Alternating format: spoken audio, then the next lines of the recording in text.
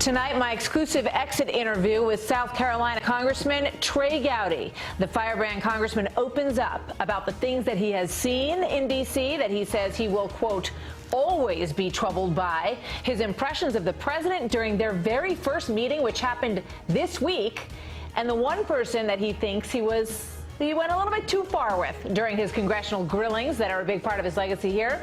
From the IRS to Benghazi to Peter Strzok and James Comey, Gowdy always reacting to the sentencing today, of course, of Michael Cohen. The folks who thought he was a liar the day before he pled guilty, and then they think he's the most important witness in the world the day after he pleads guilty. I can just tell you, a jury's not going to believe someone like Michael Cohen. So if your case hinges upon the credibility of Michael Cohen, good luck. More from Trey Gowdy in moments, but first, Chief National Correspondent Ed Henry. Good evening, Ed. Great to see you, Martha. Michael Cohen once said he'd take a bullet for the president. Now the lawyer has turned on his former boss and is facing 3 years in prison and nearly $2 million in fines. Cohen arrived at the courthouse in New York with his wife and children, a sign of the human cost of these investigations. But in court, he ripped into the president, saying he was motivated by blind loyalty to cover up what he called the president's dirty deeds. Tonight, the president's current attorney, Rudy Giuliani, is firing back. He tells Fox, how could Cohen claim blind loyalty when he was secretly taping his own client, the president? Giuliani also declaring this shows special counsel Robert Mueller's probe is a witch hunt because his team is selectively believing Cohen on some matters while ignoring that he's lied to them on others. He will surrender for prison on March 6th after pleading guilty to some crimes that have nothing to do with the president, like tax evasion. But the violations of campaign finance law are at least tied to the president because Cohen claims then candidate Trump directed him to pay hush money. The president told Reuters he trusted his lawyer to follow the law in those transactions. And while Democrats are talking about impeachment and Cohen potentially giving up more information, remember, a similar campaign finance case against John Edwards over hush money was shot down. Where this goes from here remains to be seen. I suspect he has far, far more things to talk about. Whether he will or not, and whether that's part of the Mueller investigation, we don't know. Remember, the Constitution requires treason, bribery, other high crimes and misdemeanors. The most they've come up with is a very, very questionable campaign contribution issue, which failed when they tried it against Edwards some years ago. So I don't think we're in impeachment land. And the president has even more fodder for his charge that all of this is an overreach based on the treatment of his former national security advisor, retired General Michael Flynn, who in a new court filing is charging the FBI basically set him up to catch him in a lie. Flynn says the number 2 at the FBI, Andrew McCabe, pushed him to not have an attorney present when he was questioned and deliberately chose to not give him the standard warnings about lying. Now, McCabe, of course, has since been removed from the FBI for alleged misconduct. The handling of Flynn stands in stark contrast to the FBI's gentle questioning of Hillary Clinton, one of many reasons, Martha, that Flynn's team is saying he should not serve any jail time. Doesn't look like he will. We talked to Trey Gowdy about that, but we will see. Ed, thank you very much. So I did speak with Trey Gowdy about Flynn and about Cohen and more. Watch. Security advisor to the president. It has now been revealed by him that when he was interviewed by the FBI, who wanted to know whether or not he was involved in any sort of collusion during the campaign or the transition with Russian officials to influence the U.S. elections, he says that Andrew McCabe advised him that he did not need an attorney present during that interview. And as we know, what he is going to be sentenced for is lying to the FBI in that meeting. What do you make of that? A stunning departure from the way they handled another investigation called mid-year examination. With Secretary Clinton, they had multiple lawyers who were also fact witnesses in the room. There are allegations that they supplied the questions to witnesses ahead of time.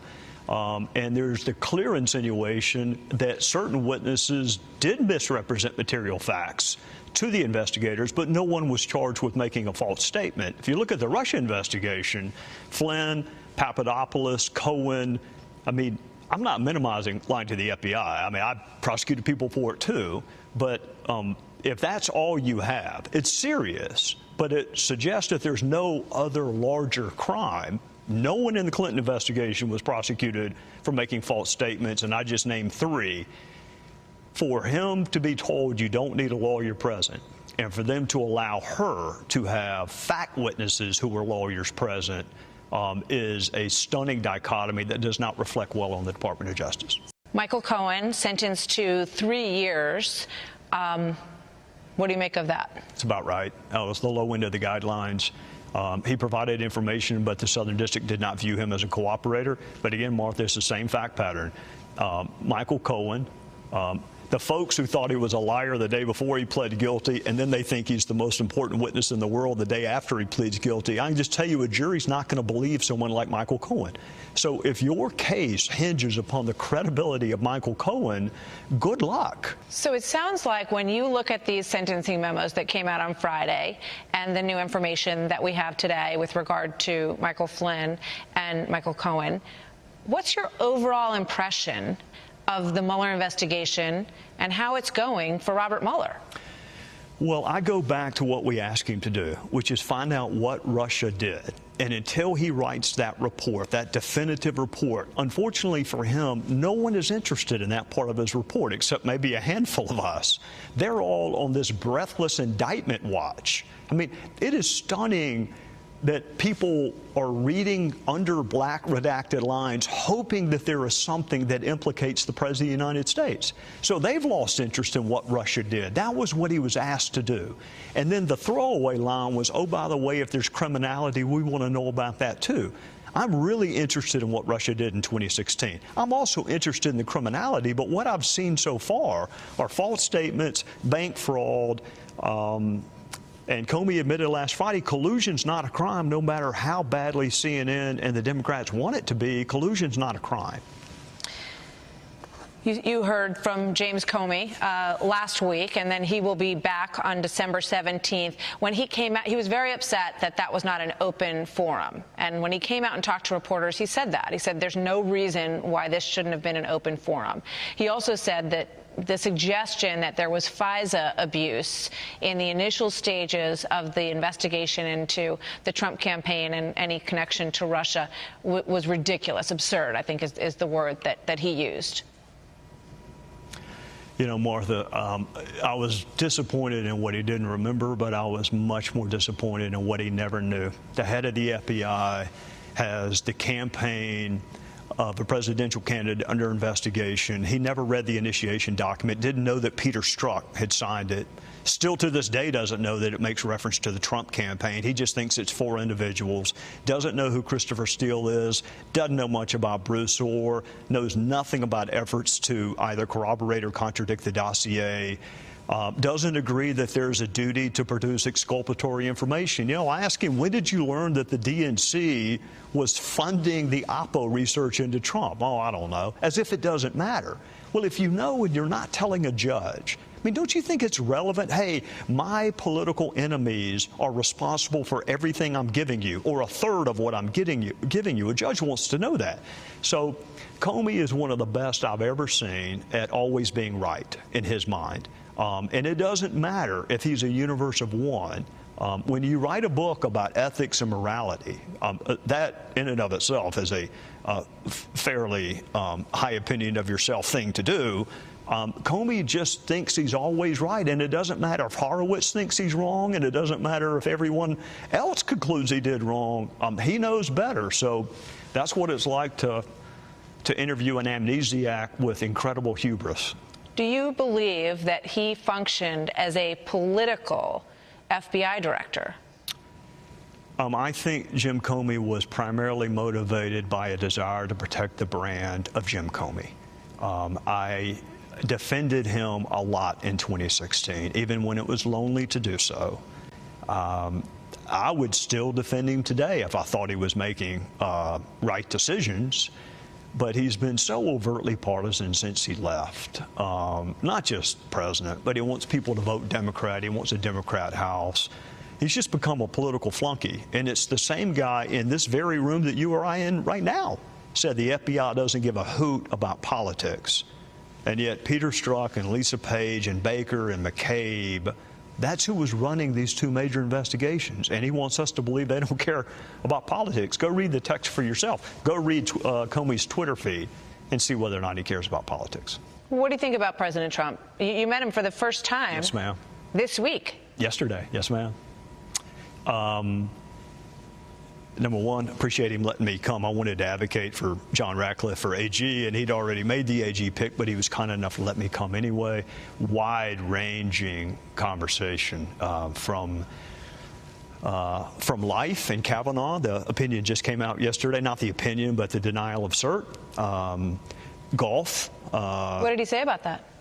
Well, he asked my opinion, which he did that a lot. He said, what do you think about it? And my sense is that Roberts and Kavanaugh did not think those were the right facts to have another hearing on an abortion-related case. And then we morphed into my time as a prosecutor. I actually had a victim become pregnant as a result of a rape. So we talked about exceptions and whether or not I believe in them. We talked about Chief of Staff. We talked about AG. He got Lindsay on the phone at one point so we could talk about it. Was a fascinating. Does he have a Chief of Staff in mind that he seemed to be leaning towards? If he did, he didn't share it with me. As you leave this position, and we see the new Congress coming in, a majority of Democrats on the House side, what do you expect they will pursue in terms of oversight, given the landscape right now? Everything. Everything that their base wants them to pursue, everything that is calculated to disrupt the last 2 years of the Trump, of this tenure in office. And they may be smart enough not to pursue impeachment, although some of them are not. I mean, 60 of them have already said he should be impeached, and Mueller hadn't issued a single finding yet. So it will be very, very difficult for this administration, and they're going to have to decide how they're going to handle subpoenas and requests for information. It will be bitterly ironic for me to listen to Democrats clamor for the administration to be responsive when they didn't say a word for the 6 years we were trying to get information from the Obama administration. What did you think of the scene in the Oval Office yesterday when President Trump was talking about how he wants to build the wall? He said, I'd be proud to shut down the government over the issue of border security. It means that much to me. And Nancy Pelosi and Chuck Schumer very much wanted to take that conversation private, didn't want to debate it in front of the public. For people who like transparency, there it is. At first, I wasn't sure if I was watching Fox or watching professional wrestling. I've never seen, I've been around a long time. I've seen those conversations back in judges' chambers. I've seen them where, there are no cameras. I've never seen it like that. And it was clear to me that Leader Pelosi did not want to have that conversation in public. But if you're interested in a framing of the issues, the president believes that the wall is inextricably intertwined to border security. And the Democrats are trying to convince you that they believe in border security, but not a wall. What I would love for the president to have asked yesterday is, at one point, you voted for the wall. What changed? Why was it a good idea 5 years ago, but now it is xenophobic and racist and not reflective of our values? What, other than the fact that I championed the idea, what has changed? Do you think it was a political mistake for him to say that I'll own that shutdown? That, if that's what you want, I'm happy to own it. I think I think there's a pretty good chance they were going to call it the Trump shutdown no matter what he said. Now, Republicans also need to come up with a response that you haven't spent the money we've given you already. That's a pretty good counter talking point. Right. We gave you 1.6. What have you done with that? So it's good. I don't think there's going to be a shutdown. I didn't think there was going to be one. I'm not sure right now. Nobody is. We'll see what happens. Much more of that interview still ahead. But first, members of the caravan now try to extort $50,000 out of the U.S. government, which they say they are owed. Senator Marco Rubio joins me next.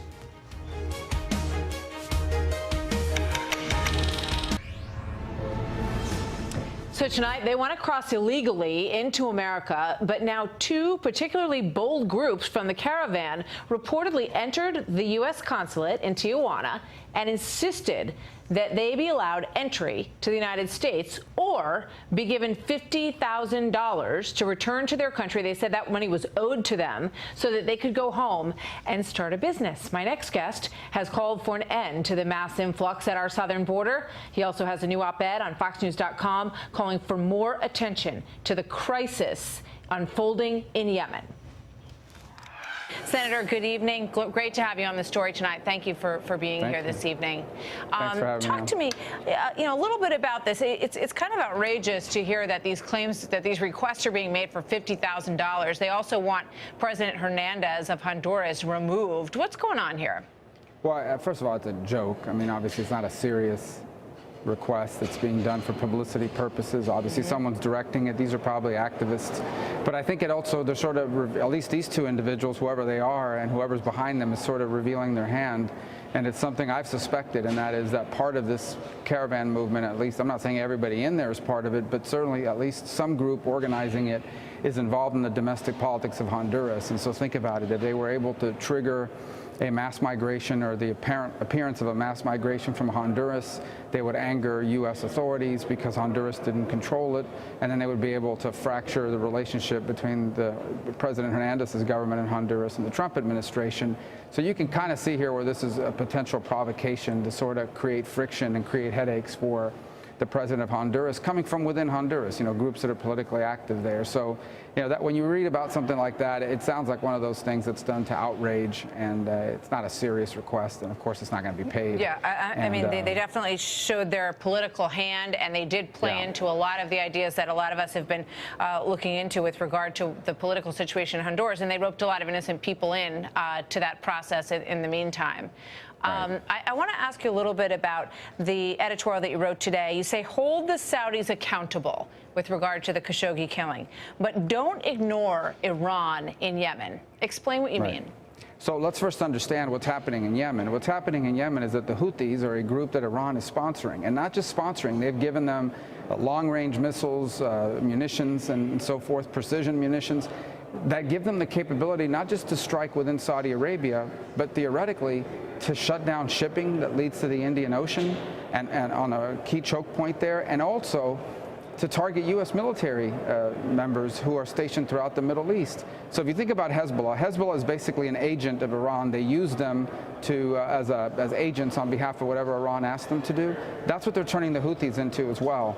And so if you look at Yemen for a moment, the Khashoggi thing is an outrage, and there should be accountability. I believe the Crown Prince is responsible, and I think we need to take measures in our foreign policy to address that. I mean, as you say, the Khashoggi killing is an outrage, but when you look at the proportion of outrage as it is not applied to what's happening in Yemen, you've got 57,000 people dead, 28 million who are on the brink of starvation, as you write in your piece, and 2.3 million who have been displaced. The pictures that we're seeing are horrific, but there's a lot of people who believe that we should get out of that war in terms of our support for Saudi Arabia. What do you think is the solution before I let you go? Well, first of all, there's going to be a war whether we're engaged or not. Saudi Arabia's going to have no problem buying weaponry from China or anybody else that will sell it to them.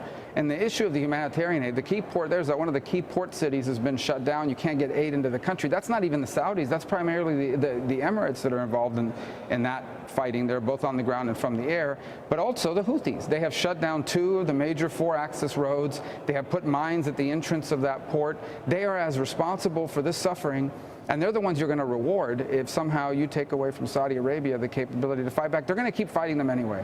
Great point. Senator Marco Rubio, thank you very much. Always good to have you here, sir. Thank you. So still ahead tonight, more of my exclusive interview with outgoing Congressman Trey Gowdy, who takes a parting shot at fired FBI agent Peter Strzok. So he is not reflective of the FBI that I worked with, and he is not reflective of the FBI that you and I deserve. My only real regret is that I wasn't tougher on him.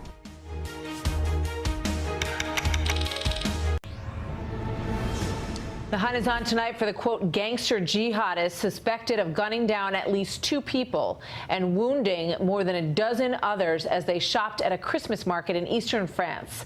Authorities are now saying that they believe this was terrorism.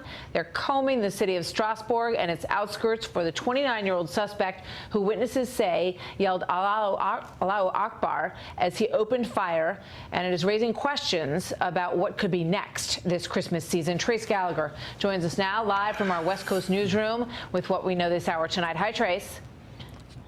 Hi, Martha. The suspect is 29-year-old Sharif Shakat, who's been convicted of 27 crimes starting when he was just 13 years old. Most of his crimes were violent. None were terror-related, though police believe Shakat became radicalized during prison terms in France, Germany, and Switzerland. Shakat is on France's terror watch list and was under surveillance at the time of the attack. In fact, hours before he opened fire on the famous Christmas market in Strasbourg, police raided Shakat's apartment to arrest him in connection with an attempted murder. He wasn't home at the time, but apparently he knew about the raid because when he escaped the shooting location by carjacking a taxi cab, he told the cab driver about police converging on his home and how he attacked the market. Shakat was said to have been wounded in an exchange of gunfire with police, but there is no indication the injury is life-threatening. France has raised its terror alert level and imposed checkpoints at border crossings. Authorities have not said if they believe the suspect tried to flee the country, but there are some 400 investigators following his trail. Still no motive for the shooting and no word on whether the Christmas market was the intended target, but the markets have become past targets of terrorism because they draw big crowds and have ties to religion. In 2016, 12 people were killed at a Christmas market in Berlin when a truck plowed through a crowd. And the Strasbourg market attacked last night was also the focus of an al-Qaeda plot back in 2000. Martha. Trace, thank you very much. Coming up next, Republican Congresswomen Elise Stefanik and Ann Wagner say the GOP is at a, quote, crisis level, and they want to be the change that they seek. They are here to explain, coming up next.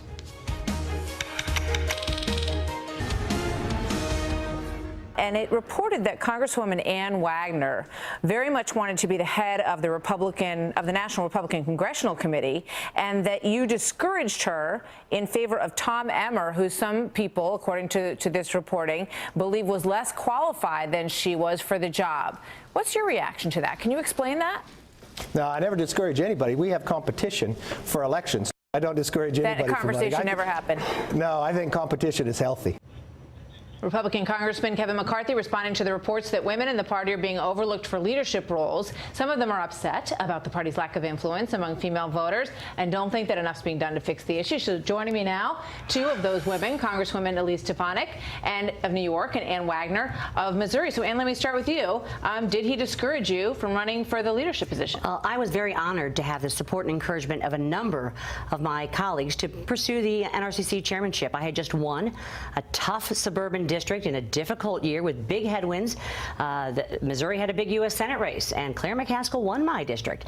I've got the recipe in terms of how we reach these voters based on your record.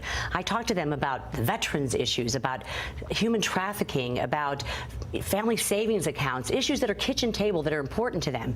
Was encouraged by many of our colleagues. I did have a conversation with the leader. He had a different plan, and I respect that. And I decided, you know what? I'm not going to put my name in nomination. I want to be a part of the team. I want to make sure that we're a majority, and I'm just going to put my efforts and my leadership skills elsewhere, which in dealing with the suburban caucus issue and the suburban agenda, which is going to be so important going forward. And you're going to help, because suburban women is really one of the biggest gaps, one of the biggest problems that your party had in the midterm. What are you going to do to try to fix that, Elise? Well, I'm focusing on recruiting more women, so I was proud to support Ann and encourage her to run for NRCC chair. But I think what we know is we need to roll up our sleeves and be a part of the solution. I was the first woman to chair recruitment for the National Republican Congressional Committee. We successfully recruited over 100 women, but we found that many of those women couldn't get through the primaries, and these were some of the seats that we lost in the general election. I am committed to playing in primaries. Why couldn't they get through? It was something that I experienced. I often think it's hard for Republican women to get through primaries to raise the money that they need. We need to have equal opportunity when it comes to access to donors and getting support from our colleagues.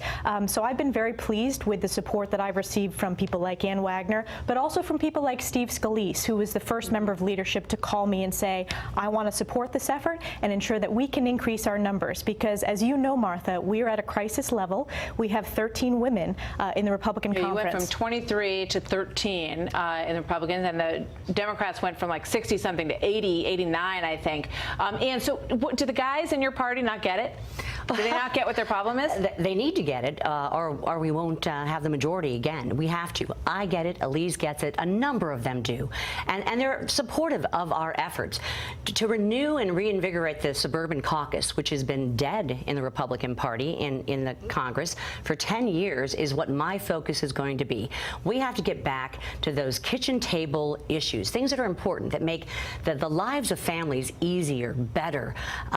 Things like paid family leave, workplace flexibility, things like making sure that in health care that pre-existing conditions are in fact codified and protected.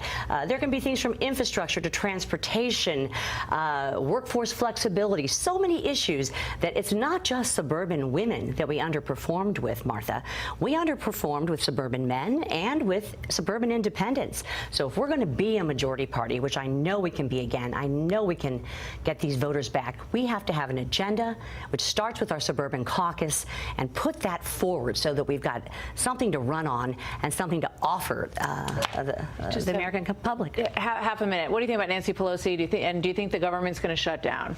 Well, I don't support a government shutdown. Our job is to do the people's work. I do think Nancy Pelosi is struggling to get to the votes she needs for Speaker. I think it clearly shows that there's a generational shift happening on the Democratic side. I think this new pledge that she has been forced to take regarding term limits shows that she is going into the speakership as a fairly weak speaker, if she can even get the votes. But in terms of our work that needs to be done, we just passed the Farm Bill today, and I am confident that we will come to a deal and avoid a government shutdown. And we are part of the common sense voices to ensure that we're doing our business in Congress. While still making sure that we secure the border. Absolutely. We have our safety and security, and that of our families and our districts is important. It's an important issue in my district, and I will tell you, we have got to do something about border security. So hopefully we'll get this done. Congresswoman, thank you. Good to see both of you. Thanks for being here tonight. So coming up, the next part of my interview with, coming up tomorrow actually, is a Democratic Congresswomen that I sat down with today, 5 of them, and you'll hear their story tomorrow. And then tonight, coming up, part 2 of my exclusive sit-down interview with Congressman Trey Gowdy as he prepares to leave D.C. You are leaving Washington, in part, you've suggested, because there's a frustration with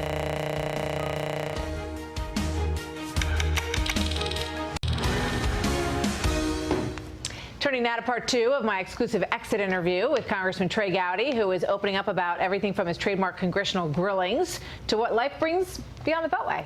Watch. As you get ready to make this huge change in your life and leave Washington, one of the things that you'll be remembered for are some pretty testy exchanges that you had with people in this room that were sitting in. One of them was with Peter Strzok. The "we'll stop it," you were speaking on behalf of the American people. Is that correct? I don't recall writing that text. Are you denying writing the text? What I can tell you is that text in no way suggested that I or the FBI would take any action to influence the candidacy of Agent Strzok, that is a fantastic answer to a question nobody asked. If you want to represent what you said accurately, I'm happy to answer that question, but I don't appreciate what was originally said being changed. I don't give a damn what you appreciate, Agent Strzok. I don't appreciate having an FBI agent with an unprecedented level of animus working on 2 major investigations during 2016. It didn't seem like you liked him too much. You are a keen observer of human nature. There was a young lady sitting in front of my wife and I in church Sunday, whose father is Jim Lanneman, who is an FBI agent that I worked with for a number of years. When I think of the FBI, I think of people like Jim Lanneman and Steve Morley and Rod Kicklighter and Marshall Robichaux, who never, ever would have said or done the things that Peter Strzok said and did. So he is not reflective of the FBI that I worked with, and he is not reflective of the FBI that you and I deserve. My only real regret is that I wasn't tougher on him. With regard to your exchanges with James Comey, you asked him about Hillary Clinton, whether or not she had sent classified emails, whether or not thousands of those appeared to have disappeared. Secretary Clinton said there was nothing marked classified on her emails either sent or received. Was that true? That's not true. Secretary Clinton said all work-related emails were returned to the State Department. Was that true? No, we found work-related emails, thousands, that were not returned. Secretary Clinton said her lawyers read every one of the emails and were overly inclusive. Did her lawyers read the email content individually? No. Well, in the interest of time, and because I have a plane to catch tomorrow afternoon, I'm not going to go through any more of the false statements. You felt that he didn't do a thorough investigation of that, and you tried to get him to admit that in this room.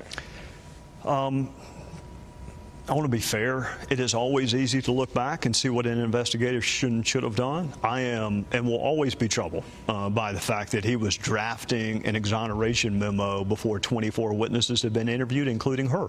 I will always be troubled by the fact his chief of staff said before her interview the only crime she could even theoretically be charged with is false statement. They'd already made up their minds. We will not survive if people think that there's a different justice system for the rich and the famous and the powerful than for some, private in the Army who may have also mishandled classified information. That's the beauty of us, is that the lady wears a blindfold. Any regrets about going after anybody in this room, that you went too hard? A couple, honestly. Not that I went too hard. It was a DHS hearing on visas, and there was a Second Amendment component to it. And it's not the woman's fault that they sent her. I never raised my voice. It's just in hindsight, was she the best witness for me to use to quiz about whether or not there's any other fact pattern where the government takes your right and then you have to petition? It is good to remember, actually it's helpful to have a wife and kids, and it is good to remember that other people have families too. And while this may be a sport for some of us, and we can go eat dinner that night and not get our feelings hurt, for some of the witnesses, this will be their only moment on YouTube. It'll be their only moment on television. And did you treat them fairly? And I think on balance, I did, or I tried to. And there are a couple of occasions that if I had to do it all over again, I would have asked the same questions, but I would have directed it to another witness. You are leaving Washington, in part, you've suggested, because there's a frustration with the way things work here. What's the fundamental flaw? Human nature. The fundamental flaw is that compromise has an incredibly small constituency, and we have bought into the notion that that you can make transformative change with 51% of your fellow citizens. Democracy's supposed to be tough. It's supposed to be tough, but I don't think it's supposed to be dysfunctional. And when I mention human nature, I would like to see us apply the same rules to our friends as we do to our enemies. If we were really curious about this administration doing something, we should be equally curious when our own administration does it. And when winning becomes the ultimate objective, then you become relativist, and I don't want to spend the rest of my life doing that. What was the message of the midterms? Oh boy, unmet expectations, careful how you frame issues, that rhetoric matters. I think if you were to lay out the policy positions of Republicans, I think you would find maybe half and slightly more than half would say, okay, we're with you. When you factor in how we come across sometimes, I think particularly among female voters, they say, I don't care how good your ideas are, you don't seem like a very good person. And I think that, so I think what you believe and how you communicate it are equally important, and we need to do a much better job on how we communicate. So, any regrets about your decision to leave? No, ma'am. No. What's next for you? We'll practice law in South Carolina with a firm that I have a history with, and more importantly, with two lawyers that I have worked with over the last couple of years. And I'm to the point in life, Martha, where who I do things with matters to me every bit as much as what I do. And when you find people of unassailable character that you enjoy being around, I'd rather dig ditches with Cindy and Sharia than practice law with people that I don't know and like and respect. So we're going to practice law. I'm going to shock the world and write another book with Tim Scott. So about? hopefully about him. He's a lot more interesting than I am. But I think Tim wants me to write a book about how to ask questions, how to elicit the truth with asking questions, and I want him to write a book about his life and how his upbringing influences his political orthodoxy. We'll teach a class together. Timmy and I taught a class at Clemson, 4 students. He's great. He's the nicest teacher in the world, and I am not. Well, I like the Socratic method, and I mean, these are freshmen in college. They don't know what the Socratic method is, and so I got to dial it back a little bit. But just be a better husband, better father. You know, both of our kids are at home now, and they're going to be starting their careers. I think our daughter's going to go to law school. God save us all if that happens. My son finished law school, but he's going to go into real estate. So just be a better husband, better father. I got, what, a third of life? You said once that a federal judgeship checked all of your boxes. Yes, ma'am. Is that still true? It did. And Lindsay and Tim laid it right in front of me. They said, we have 2 openings. Do you want it? And the person who knows me the best in life, who also doesn't follow politics, is my wife. And she said, you will be lonely. You like being around people. You like being an advocate. And I said, thanks, but no thanks. And then Lindsay called back and said, you got to be kidding. This is what you always wanted. It's right here. And then Don McGahn called, and the president's former lawyer. Are you sure? And I said, not only am I sure, I'm at peace. And they filled it. The Lord has a sense of humor. They filled it with a guy that's been a friend of mine for 25 years that will be a fantastic judge, and it worked out great for both of us. Ever run for office again? Never. I will get back in politics if Tim Scott runs for president. And he says, look, I need you to go to Iowa or New Hampshire and knock on doors, which he probably won't because I'd hurt him. But to support, you know, if John Ratcliffe ran for governor of Texas and said, come help me, I would, but you'll never see me on the ballot again. Well, Troy Gowdy, thank you very much. We've enjoyed having you on the show and covering these stories with you, and we wish you the very best. Thank you, and I appreciate the professionalism and fairness with which you've always treated me. Thank you very much. Yes, ma'am. My thanks to him for sitting down with us. 3 people that I like and respect and would dig ditches with. Coming up next.